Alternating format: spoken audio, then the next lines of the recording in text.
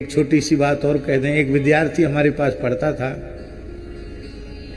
बढ़िया से व्याकरण पढ़ता था, बहुत बुद्धिमान लड़का था। बीच में ही चला गया, कुछ दिन बाद आया तो हमने कहा भाई तुमने पढ़ना क्यों छोड़ दिया? बोले गुरुजी हम कमरे से रहते हैं, किराया बाकी था और खर्च तो कुछ न कुछ लगता ही है, तो हम एक जगह यज्ञ हो रहा था वहां चले गए कि कुछ दान दक्षिणा मिल जाएगी, इसलिए हम वहां चले गए यज्ञ में।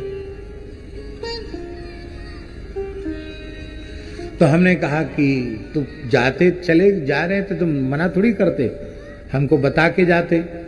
बोले हमको थोड़ा डर था कि आप कहीं मना ना कर दें, आप मना कर देंगे तो हम कैसे जाएंगे, इसलिए आपसे नहीं पूछा। तो हमने पूछा क्या दक्षिणा मिली?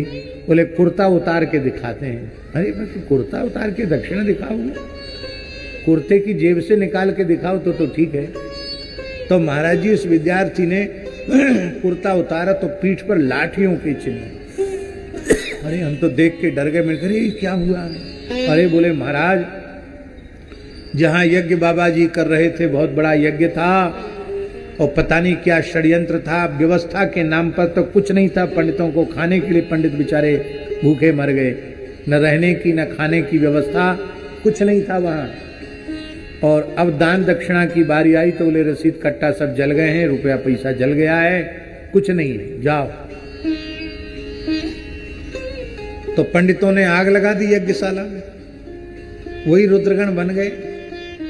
और जब आग लगी तो वहां फूस के तमाम सब बने थे। तो महात्मा प्रभावशाली थे, उन्होंने मंत्री संतरी किसी को फोन कर दिया, पुलिस से ही पुलिस आ गई और बोले यज्ञ के पंडितों ने जुलूस निकाला, यज्ञ नहीं है धंधा है, बाबा नहीं है गुंडा है, ये नारा बना लिया। अब आई पुलिस, ओ मार पड़ी। बोले 10 दिशाओं में हम लोग भागे, अपना सामान भी नहीं उठा पाए। महाराज ये दक्षिणा है।